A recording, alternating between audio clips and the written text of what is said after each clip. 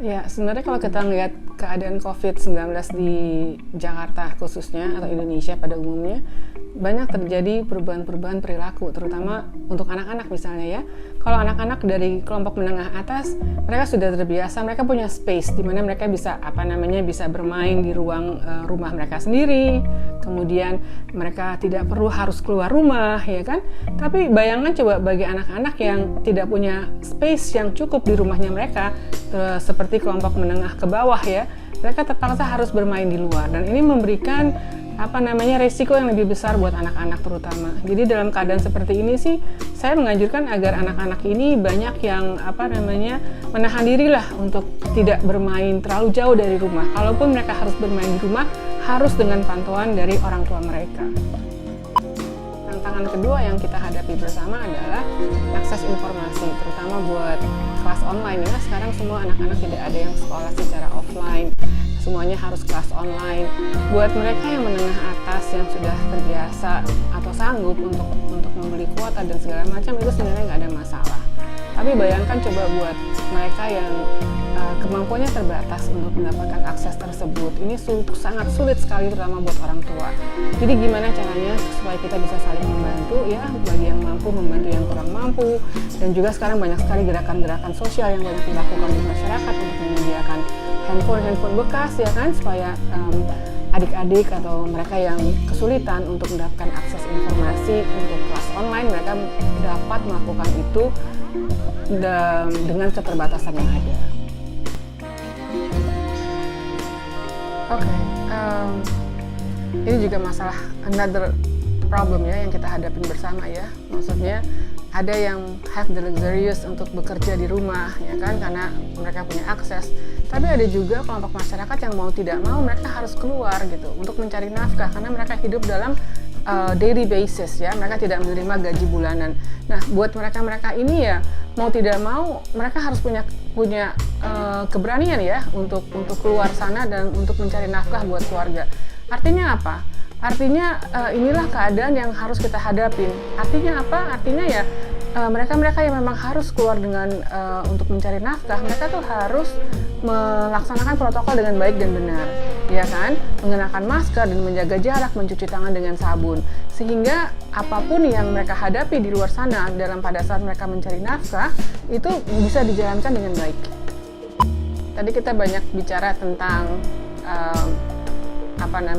anak-anak bermain, kemudian akses informasi, kemudian kita cara the way kita mencari nafkah. Terus sekarang juga the way kita hidup sehari-hari ya kan, dengan belanja kan.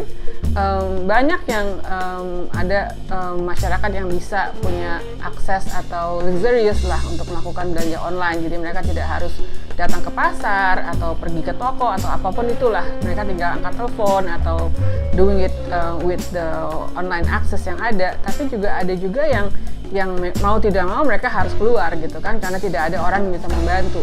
Again, situasi ini memang tidak bisa kita hindarin, jadi mau tidak mau protokol itu benar-benar harus dijaga. Health access itu sebenarnya supposed to be for everyone ya, terlepas dari struktur ekonomi apapun. Keadaan COVID ini sebenarnya health access itu tidak hanya buat mereka yang mampu dan tidak mampu, bahkan mereka yang mampu pun, karena situasi pandemi ini sangat luar biasa, rumah sakit pun sudah banyak yang penuh gitu kan ya, apalagi pada akhir-akhir ini gitu kan. Jadi health access is not about whether you can atau you cannot, tapi fasilitasnya ini juga sudah sangat terbatas. Nah, tapi yang perlu diketahui sekarang adalah siapapun yang mengalami atau terkena COVID-19 ini, banyak sekali akses yang bisa mereka dapatkan, fasilitas yang bisa mereka dapatkan. Dengan kata nongkrong harus tarik nafas dulu sih.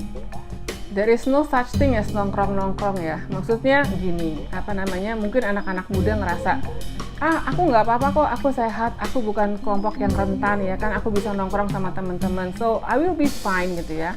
Ya, tapi kita kan nggak pernah tahu apakah teman kita, apalagi sekarang OTG ya, orang tanpa gejala itu banyak sekali, dan kita never know apakah orang di sebelah kita bisa menularkan COVID-19 atau apa gitu kan ya, terus kita hahaha bersama-sama ketawa-ketawa gitu ya, dan virus pun ikut bergembira dia ya, lompat sana lompat sini gitu kan.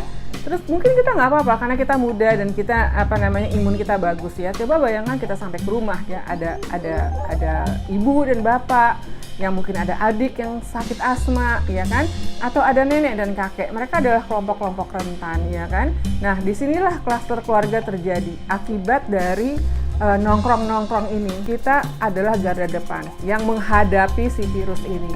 Begitu kita kena, nah mereka inilah para dokter, perawat yang akan mengerahkan segala tenaga dan jiwa mereka bahkan untuk merawat kita gitu kan ya. I don't think this is fair ya. Kita senang-senang, kita masa bodoh ya dengan lingkungan kita. Nanti begitu kita kena, orang lain yang merelakan sampai nyawa mereka untuk kesembuhan kita ya.